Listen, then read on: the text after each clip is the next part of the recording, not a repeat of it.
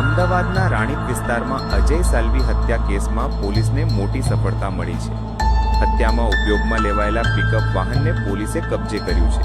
અને આ કેસમાં સંડોવાયેલા આરોપીઓને પણ ઝડપી પાડવામાં આવ્યા છે। મર્ડરના ગુનામાં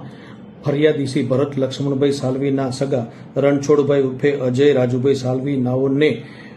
આ ગુનાના આરોપી અંકિત પિતાંબર પરમાર તથા સાગર ઉર્ફે માફિયા પિતાંબર પરમાર અને વિશાલ પરસોત્તમ ચૌહાણ સાથે અંગત અદાવતના કારણે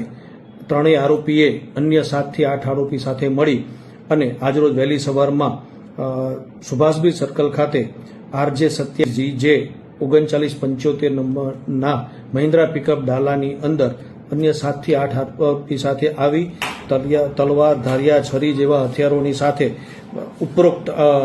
તમામ આરોપીએ આ કામના મરણ જનાર રણછોડભાઈ અજયભાઈ સાલ્વી ઉપર જીવલેણ હુમલો કરવામાં આવેલ, જેમાં તેઓનું મૃત્યુ થયેલ।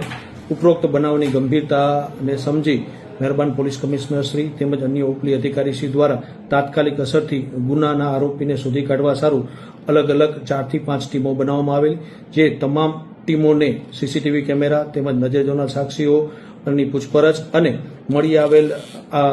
RJ 27 GF 3975 નંબરના વાહનની તપાસ કરવાની સૂચના મળેલ, જે આધારે પ્રથમ તાત્કાલિક અસરથી અમદાવાદ શહેર અને જિલ્લાની આજુબાજુના જિલ્લાઓમાં મહેસાણા, અરવલ્લી, સાબરકાંઠા, બનાસકાંઠામાં તાત્કાલિક અસરથી નાકાબંધી કરવામાં આવેલી, તેમજ અન્ય ટોલનાકા જેમ કે પ્રાંતિજ તેમજ અડાલત ટોલનાકા ખાતે ઉપરોક્ત વાહનનો નંબર આપી અને વોચમાં રહેવા તેઓને જાણ કરવામાં આવેલી હતી।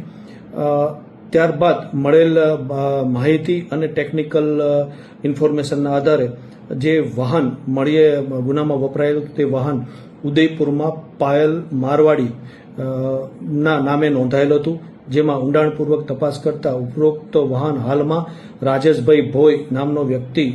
છેલ્લા થોડા સમયથી ચલાવતો હોવાની હકીકત મળેલ હતી,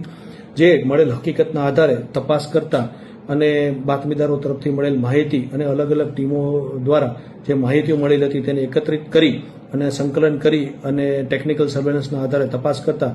આ વાહન છેલ્લે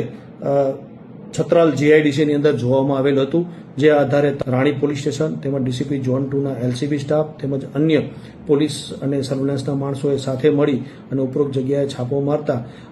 ઉપરોક્ત જગ્યાથી ગુનામાં વપરાયેલ વાહન તેમજ 8 આરોપી મળી આવતા તેને તાત્કાલિક સ્થળ ઉપર દબોચી લેવામાં આવેલા। વધુ વિડીયો અને સમાચાર જોવા માટે ફોલો કરો સંયમ ન્યૂઝ।